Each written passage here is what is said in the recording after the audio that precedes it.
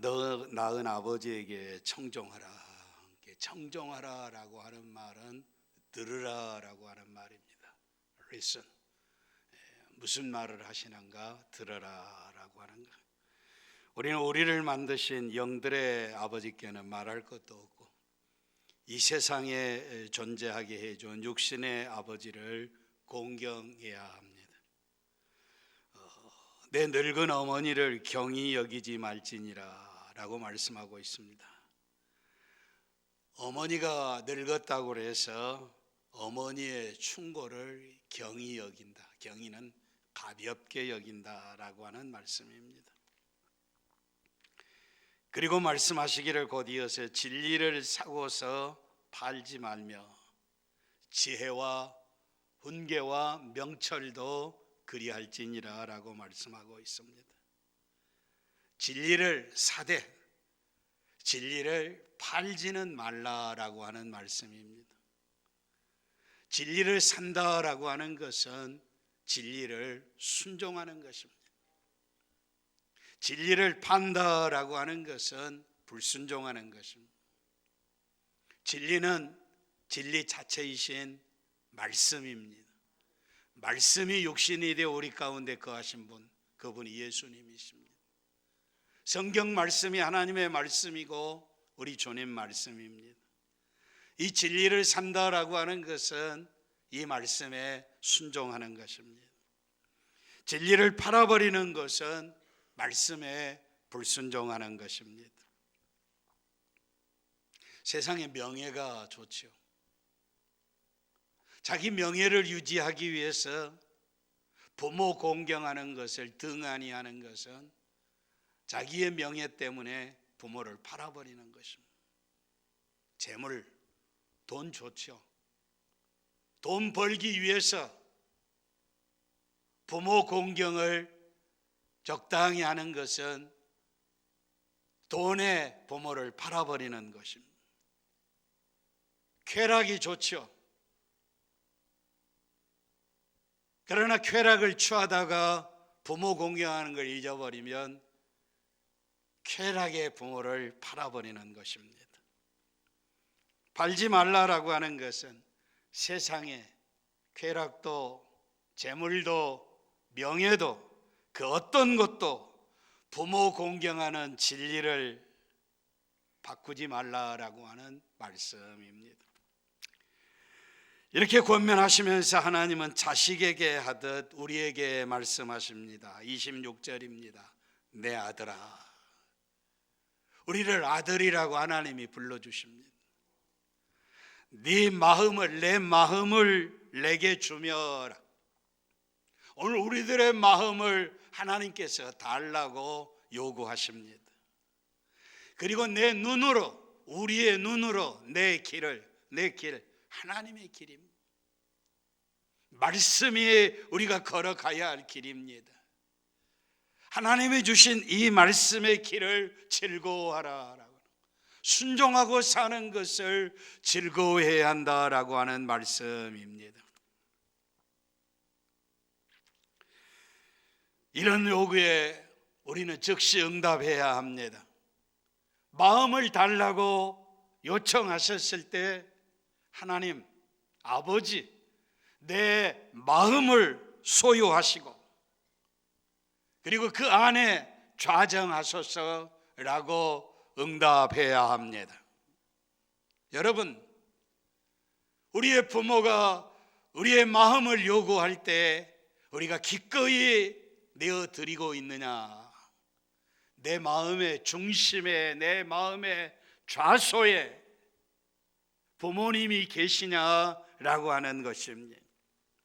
생명과 축복의 말씀인 진리를 따라 순종하면서 부모를 섬기는 자는 형통한 인생을 살며 즐거운 인생을 살게 되게 되어 있습니다.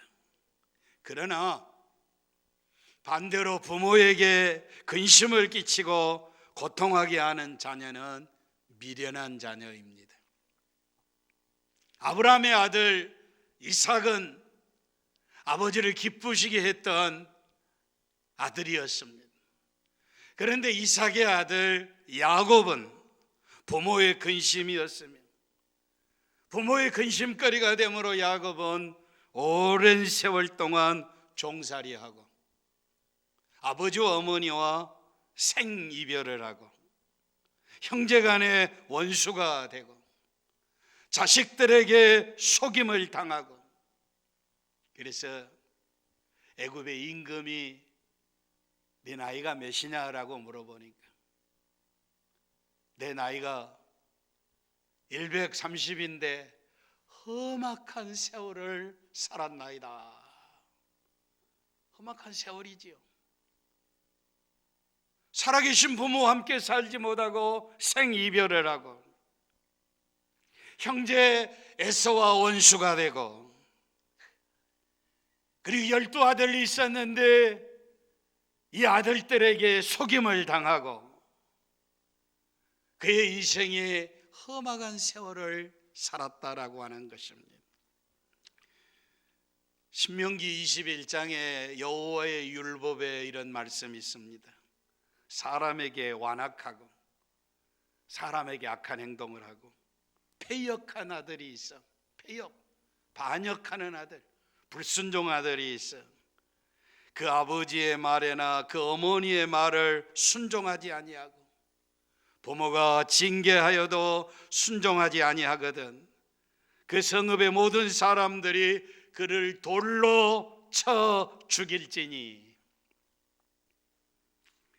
이같이 내가 너희 중에 악을 제하라. 그리하면 이스라엘이 듣고 두려워하리라 라고 말씀하고 있습니다. 부모 순종하지 않아요. 아버지 어머니의 말씀을 순종하지 않는 것을 악한 것이라고 이야기하고 있습니다. 성읍의 모든 사람들이 다 돌을 들어서 그 아들을 쳐 죽이라라고 말씀하고 있습니다.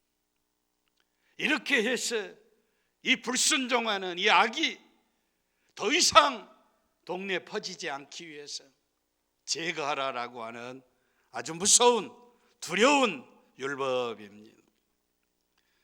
내 어머니를 경히 여기지 말라라고 하는 말은 가볍게 여기지 말라라고 하는 것입니다. 신명기 27장 16절에 계속해서 부모를 경홀히 여기는 자는 저주를 받을 것이라 할 것이요 모든 백성은 아멘 할지니라. 그러니까 이 말은 설교자가 부모를 긍휼히 가볍게 여기는 자는 저주를 받을지어다 라고 이야기하면 회중들은 모든 백성은 아멘 할지니라 따라하라 그 말이 아멘 하라라고 하는 것입니다. 한번 해보십시다. 부모를 가볍게 여기는 자는 저주를 받을 것이다. 크게 하세요. 부모를 가볍게 여기는 자는 저주를 받을 것이다. 하나님이 이렇게 하라고 하신 거예요. 따라하라라고 하는 말씀입니다. 여러분, 저주가 어디서 옵니까? 말씀에 불순종하며 부모 공경하지 아니하면 저주를 받는다는 것입니다. 하나님이 이르셨으되 예수님도 마찬가지입니다. 그건 구약이니까 신약의 사랑의 예수님은 안 그러셨다.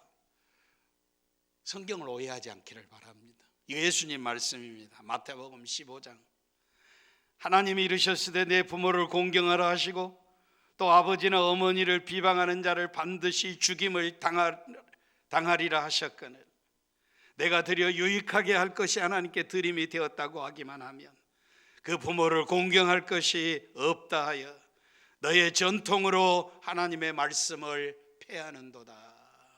이 고르반이라고 하는 이야기. 내가 부모 공경 마땅히 해야 하는데 내가 예배당에 건축헌금하고 11조 바치고 감사헌금하고 선교헌금하고 주일헌금하고 돈 다 바쳐서 하나님 앞에 바쳐서 아버지 어머니 앞에 드릴 것이 없네. 드릴 것이 없어. 이게 고르반. 그러면 부모 공경 안 해도 된다라고 예수님 당시에 유대인들이 이렇게 이야기한다는 것입니다. 그래서 우리 주님께서 외식하는 자들은 입술로는 하나님을 존경한다 하지만 마음은 하나님에게서 멀다. 이게 사람의 계명으로 교훈을 삼아 가르치니 하나님을 헛되이 경배한다고 탄식하셨다는 것입니다. 이게 위선자입니다. 이게 이중인격자입니다. 하나님 잘 공경한다고 육신의 부모 공경 못하면 하나님도 잘 공경 못합니다. 11조 드리고 감상금 드리니까 육신의 부모님에게 드릴 거 없습니다 라고 하는 그 사람은 11조도 안 하는 사람이에요. 하늘 아버지도 공경하지 않는 사람이에요.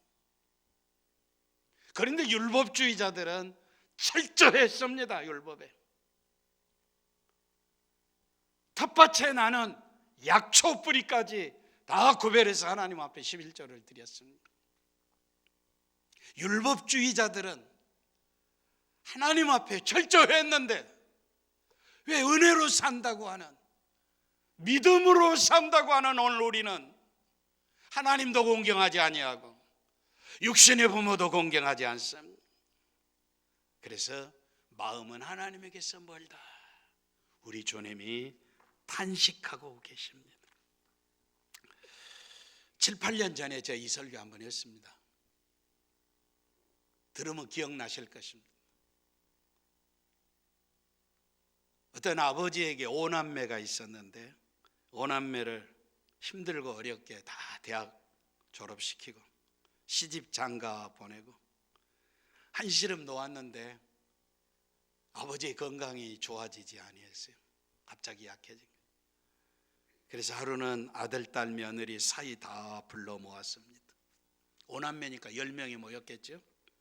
아버지가 이제 이 5남매 가정의 이야기를 합니다. 내가 너희들 키우고 가르치고 사업하느라고 빚을 좀 졌다. 그런데 빚이 늘어나 이 빚이 한 7억쯤 되고 있다. 내가 이제는 건강도 안 좋고 이제는 벌 능력도 없고 죽을 날이 가까운데 내가 빚지고는 죽을 수 없으니까 이제는 너희들이 얼마씩 갚아줘야겠다. 그리고 종이를 하나씩 나눠줬습니다. 이 종이에 얼마씩 이 아버지의 빚을 갚아주겠다고 적어서 내라. 이 소리를 듣고 자식들이 사업도 하고 아버지 돈 좀 있는 줄 알았더니 이거 엉뚱하게 아버지 빚 갚아달라고 그러니까 서로 얼굴만 쳐다보고 멀뚱멀뚱 쳐다보고 아무도 글을 적어내는 자가 없어요. 한참 침묵이 조용히 흐르는데 성질 급한 막내 아들, 셋째 아들이 종이에다가 5천만 원이라고 적어 넣었습니다.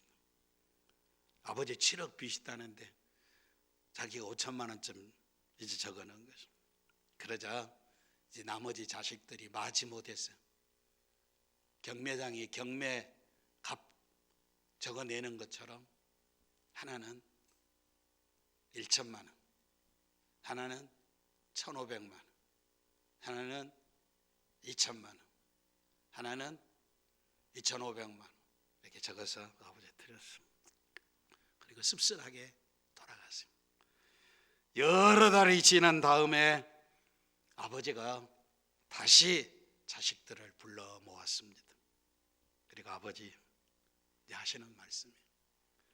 내가 죽고 나면 너희들끼리 얼마 되지도 않는 유산으로 싸움질하고 남매들끼리 밥 먹을까 봐서 내가 재산을 정리했다.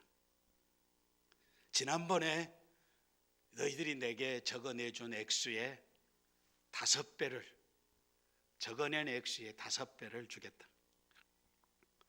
이것으로 너희들에게 내가 줄 재산 상속은 끝이다.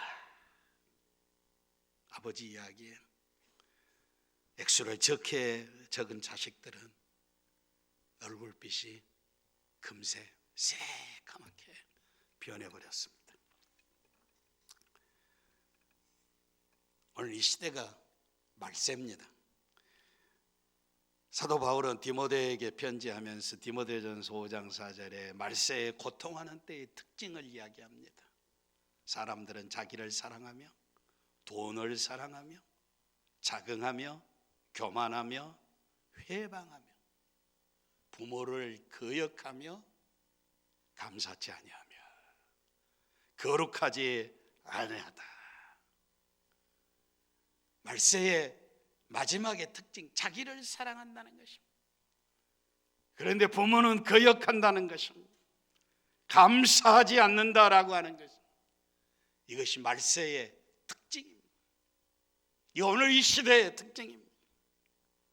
계속해서 사도 바울이 디모데에게 편지하면서 만일 어떤 과부에게 자녀나 손자들이 있거든 그들로 먼저 자기 집에서 효를 행하여 부모에게 보답하기를 배우게 하라.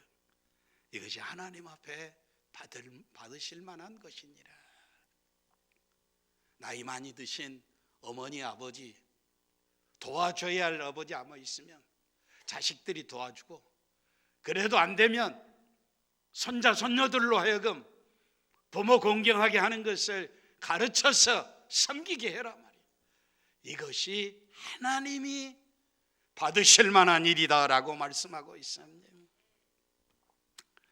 오늘 우리는 인간으로서 기본적인 삶도 살지 못하게 하는 불효의 시대, 악한 시대에 말세에 살고 있습니다. 시대가 부모를 가볍게 여기는, 진리를 팔아치우는 악의 시대에 살고 있다는 것입니다. 그러나 중요한 것은 진리는 팔아서는 아니 됩니다. 말세가 되어도, 환경이 불리해도, 조건이 다 변해도, 우리의 삶이 아무리 어려워도 진리를 따라 부모 공경해야 합니다. 핑계가 될 수 없습니다. 이유가 될 수 없다는 것입니다. 왜? 진리이기 때문에, 하나님의 명령이기 때문에, 하나님의 말씀이기 때문입니다. 부모 공경하라고 하는 하나님의 명령인 진리를 우리는 가볍게 여겨서는 아니 됩니다. 하나님의 명령은 우리 사업보다 더 중요합니다. 내가 공부하는 것보다 더 중요합니다. 하나님의 명령은 내 회사보다 더 중요합니다. 하나님의 명령은 직장보다 더 중요합니다. 생명보다 더 중요합니다. 그 무엇보다 더 귀하다라고 하는 것입니다. 요즘 시대가 자식 귀한 줄은 알면서 부모 귀한 줄을 모르는 사람, 그가 가진 지위나 재산이나 명성 이런 거 아무런 관계없이 그는 진리를 팔아버린 사람입니다. 아무리 많이 가지고, 아무리 많이 공부하고, 아무리 권세를 가지고 있어도 그 명예가 자기를 높여주는 것이 아니라 진리를 팔아버리는 사람이라고 하는 것입니다. 잘 기억하시기를 바랍니다. 부모 공경 제대로 하지 아니하고 자식 금이야 오기야 가르치는 집의 아이들이 잘 되는 것을 본 일이 없습니다. 일이 바쁘다고 효도하지 못하는 사람은 하나님께로부터 오는 큰 복을 차버리는 사람입니다. 부모 공경하는 것은 하나님의 명령이고, 땅에서 잘되고 장수하는 약속 있는 첫 번째 계명입니다. 진리입니다. 하나님의 명령입니다. 여기 24절에 의인의 아비는 크게 즐거울 것이요 지혜로운 자식은 낳는 자는 그를 인하여 즐거울 것이니라. 의인의 아비가 크게 즐거워한다는 것입니다. 의인의 합이에요. 의인이라고 하는 것은 세상적인 의인은 착하고 윤리 도덕적으로 사는 사람이 의인입니다. 그런데 예수 안의 의인은 예수 믿고 진리 안에서 하나님 공경하며 사는 것이 의인입니다. 소돔 고모라에 의인 10사람이 없어서 유황불의 진노에 다 불타버리고 말았습니다.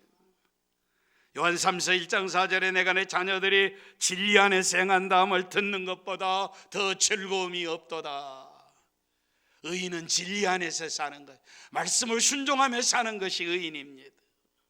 노아는 의인이요 그랬습니다. 당시의 완전한 자라, 그가 하나님과 동행하였으며 라고 말씀하고 있습니다. 하나님께서는 그 눈을 의인에게서 떼지 아니하시고 그를 왕들과 함께 앉히사 영원토록 존귀하게 하시며 라고 말씀하고 있어요. 의인들, 진리를 따라 사는 사람, 예수 안에 사는 사람, 말씀에 순종하는 사람을 왕들과 함께 하겠다라고 하는, 존귀하게 하겠다, 높여주시겠다라고 하는 말씀입니다. 시편 34편에는 의인에게 복을 주시고 방패로함같이 은혜로 저희를 호위하신다고 그랬어요. 여호와의 눈은 의인을 향하시고 그 귀는 저희 부르짖음에 기울이신다고 말씀하고 있습니다. 계속해서 시편 기자는 37편에 어려서부터 늙기까지 의인이 버림을 당하거나 그 자손이 걸식함을 보지 못하였다고 말씀하고 있습니다. 의인은 영영이 요동치 아니하며 영원히 그를 기념한다라고 말씀하고 있습니다. 잠언 24장에는 대저 의인은 7번 넘어질지라도 다시 일어나려니와 악인은 재앙으로 인하여 엎드려지니라라고 말씀하고 있습니다. 선지자 이사야 26장에는 의인의 길은 정직하며 정직하신 주께서 의인의 첩경을 평탄케 하시리로다라고 말씀하고 있습니다. 첩경은 지름길입니다. 복받는 길로, 바른 길로 가는 첩경을 이제 올바르게 평탄하게 하신다라고 하는 것입니다. 이것도 7, 8년 전에 했던 이야기입니다. 한국의 여류 작가 중에 조영경식이라고 하는 분이 효도 별고르게라고 하는 글을 썼습니다. 서울에 어느 만두집이 있었는데 어떤 할아버지와 할머니가 수요일 오후 3시만 되면 만두집에 나오시더라는 것입니다. 만두집 젊은 주인 부부는 이 두 노인에 대해서 비상한 관심을 가지게 되었습니다. 왜냐하면 부부가 아닌 것이 틀림없이 보인 것입니다. 그런데 매주 수요일 오후 3시면 할아버지와 할머니는 함께 들어오시는 것이 아니라 따로따로 만두집으로 들어오시는 것입니다.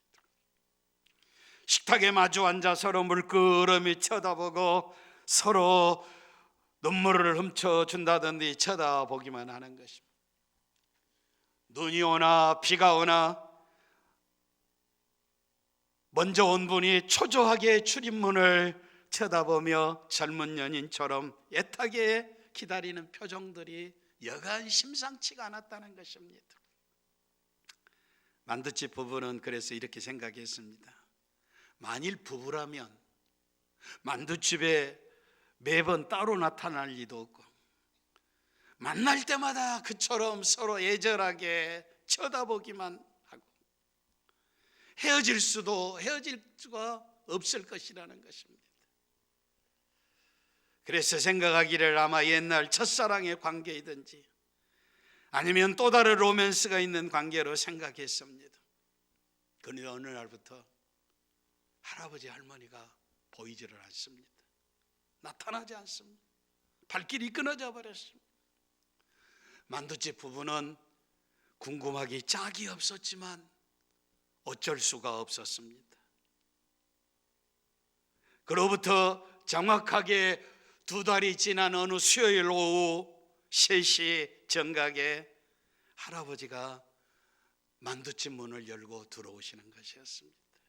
부부는 너무 반가웠습니다. 그래서 뛰어가서 할머니도 오시겠지요? 라고 물었습니다.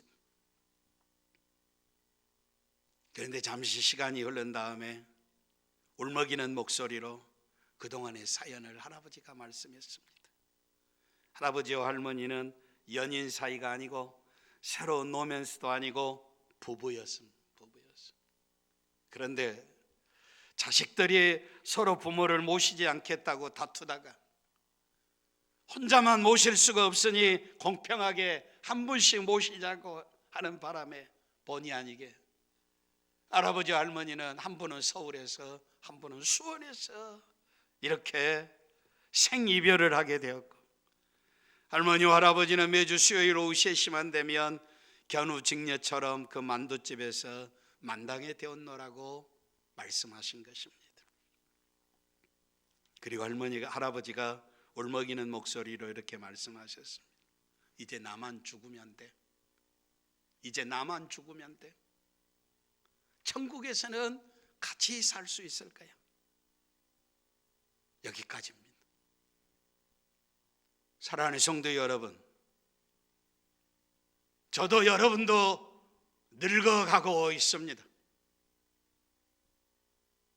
오는 백발을 어떤 방법으로도 막을 수 없습니다. 우리 모두가 다 영원히 젊은 것은 아닙니다. 할 수만 있다면 함께 손잡고 늙어가는 노인이 되었으면 하는 바람입니다. 노을 지는 석양이 더 아름다운 것처럼, 떠오르는 찬란한 아침의 태양보다 노을 지는 석양이 더 아름다운 것처럼 우리의 인생의 노년이 더 아름답고 찬란히 빛나실 수 있기를 바랍니다. 자녀들은 우리의 부모가 이런 아름다운 석양의 노을 지는 인생을 사실 수 있도록 공경 잘 하시기를 바랍니다. 하나님이 기뻐하시는 의인은 어떤 사람입니까? 의인은 만사의 행동이 확실합니다. 굳게 판단하지 않습니다. 사람을 외모로 보지 않습니다. 뇌물을 받는 지혜자가 아닙니다. 그러므로 의인의 길은 꾸준히 가고 손이 깨끗한 자는 점점 힘을 얻느니라고 말씀하고 있습니다. 결정적으로 의인은 믿음으로 말미암아 살리라라고 선지자 하박국 선지자가 말씀하고 있습니다. 부모는 믿음으로 사는 의롭고 지혜로운 자식으로 인하여 즐거워한다라고 하는 것입니다. 시편 128편은 한 폭의 아름다운 그림입니다. 여호와께서 시온에서 내게 복을 주실지어다. 너는 평생에 예루살렘의 번영을 보며 내 자식의 자식을 볼지어다. 이스라엘에게 평강이 있을지어다. 인간의 생사화복은 창조주 하나님의 손에 달려 있습니다. 겸손과 여호와를 경외함의 보상은 재물과 영광과 생명이니라라고 말씀하고 있습니다. 여호와 하나님을 경외하는 자에게 재물을 주시고 영광과 생명을 주시겠다는 것입니다. 진리를 사고 팔지 않고 부모 공경하라는 말씀에 순종하는 자, 여호와를 경외하는 자입니다. 재물이 준비되어 있는 줄 믿습니다. 영광이 준비되어 있는 줄 믿습니다. 영생이 기다리고 있는 줄 믿습니다. 나는 평생에 예루살렘을 보며라고 말씀하고 있습니다. 이스라엘의 평강이 너에게 있을지라고 말씀하고 있습니다. 내가 내 이름을 기념하는 곳에 내게 임하여 복을 주리라라고 말씀하고 있습니다. 이런 복을 받는 것이 시온입니다. 예루살렘입니다. 여호와의 성전이 있는 곳입니다. 신학의 피를 값주고 사신 교회입니다. 시온은 시온성과 같은 교회입니다. 복 있는 가정은 온 가족이 여호와를 경외하고 주님을 사랑하고 주님의 몸된 교회를 사랑하는 것입니다. 여호와 하나님을 경외하는 일은 그의 계명을 지키는 일로서 내 부모를 공경하라. 그리하면 내 하나님 여호와가 내게 준 땅에서 내 생명이 길리라. 주님 섬기듯이 주 안에서 부모 공경하는 일이 여호와 하나님을 경외하는 일이며, 이것이 옳은 일. This is right. 이게 옳은 일이라고 하는 거예요. Enjoy your long life. 너의 인생이 영원히 행복할 것이다 라고 말씀하시고 있습니다. 우리 부모님들이 자랑스럽고 우리도 우리의 여생이 행복한 인생의 삶을 살기 위해서 진리를 사는, 말씀에 순종해 사는 지혜로운 의로운 길, 여호와 하나님을 경외하는 의인의 길 잘 가시기를 바랍니다.